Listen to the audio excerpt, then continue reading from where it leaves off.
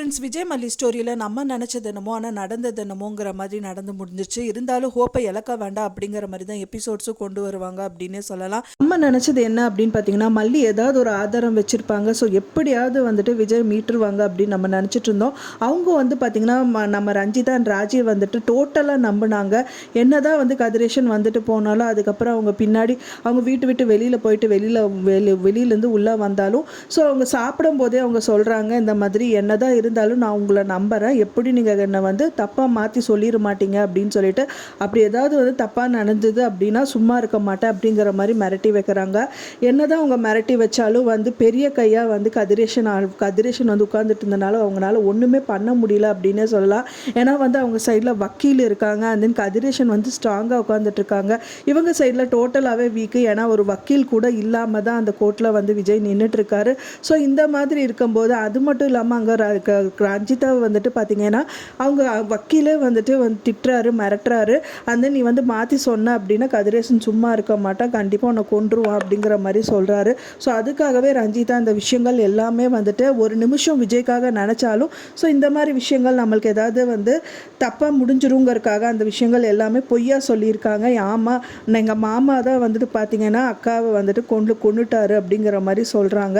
So அதை கேட்டவொடனே வந்து பார்த்தீங்கன்னா இவங்க கிட்டேயும் வந்துட்டு அவங்க வந்து ஜட்ஜ்மெண்ட் கொடுக்கறதுக்கு முன்னாடி கேட்குறாங்க, நீங்கள் இதை பற்றி நீங்கள் என்ன சொல்கிறீங்க அப்படிங்கிற மாதிரி சொல்கிறாங்க.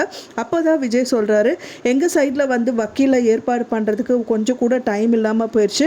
எனக்கு சம்மன் வந்ததே ஒரு நாள் முன்னாடி தான் வந்துச்சு. அதனால என்னோட சைட்லேருந்து எந்த ஒரு வக்கீலும் அரேஞ்ச் பண்ண முடியாமல் போயிடுச்சு.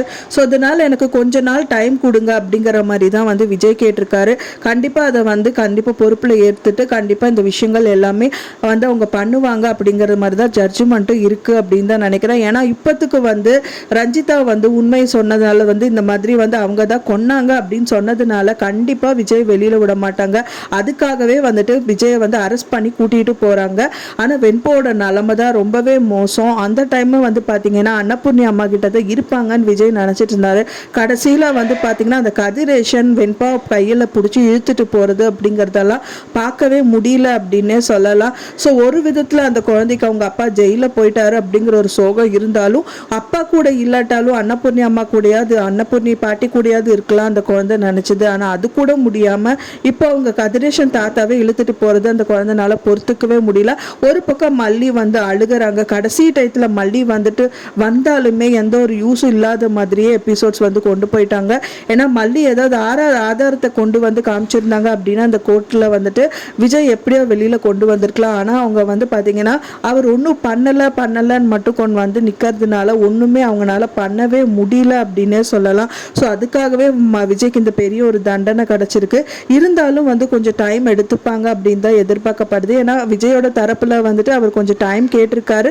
ஸோ அவங்க சைடில் வந்து அவங்க வக்கீலும் வச்சு வாதாடினா மட்டும்தான் வந்துட்டு இந்த விஷயங்கள்ல இருந்து அவர் வெளியில் வரக்கு சான்சஸ் இருக்குது. ஸோ இந்த டைம் வந்து மல்லி கண்டிப்பாக யூட்டிலைஸ் பண்ணிப்பாங்க. ஏன்னா முதல்ல அவங்க வந்து நம்பினாங்க ராஜி ரஞ்சிதா கண்டிப்பாக வந்து அவங்களுக்காக சப்போர்ட் பண்ணி பேசுவாங்கன்னு சொல்லிட்டு. ஸோ அவங்களே கவுத்துட்டனால வந்து வச்சு வாங்கறதுக்கான ஒரு நல்ல வேலையாக வந்துட்டு மல்லிக்கு கொடுத்துருக்காங்க அப்படின்னே சொல்லலாம். வீட்டுக்கு வந்து அந்த கோபத்தோடு வந்து கெரோசின் கேன் எடுத்துகிட்டு வந்து அவங்க மேலே ஊற்றி அந்த வந்து அவங்களை எரிக்கவும் பார்க்குறாங்க.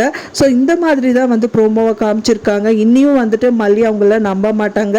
இனி நம்ம சைட்லேருந்து என்ன பண்ணணுமோ அது மட்டும்தான் நம்ம பண்ணணும் அப்படின்னு அவங்க ஒரு நோக்கத்தோடு தான் வந்து போவாங்க. கண்டிப்பாக வித்யாம்மாவுக்கு வந்து சப்போர்ட் கேட்பாங்க. வித்யாம்மா வருவாங்க. கண்டிப்பாக என்ட்ரி இந்த டயத்தில் இல்லாட்டாலும் நெக்ஸ்ட் டைமில் வந்துட்டு கண்டிப்பாக வித்யாம்மாவோட என்ட்ரி இருக்கும் அப்படின்னு தான் எதிர்பார்க்கப்படுது.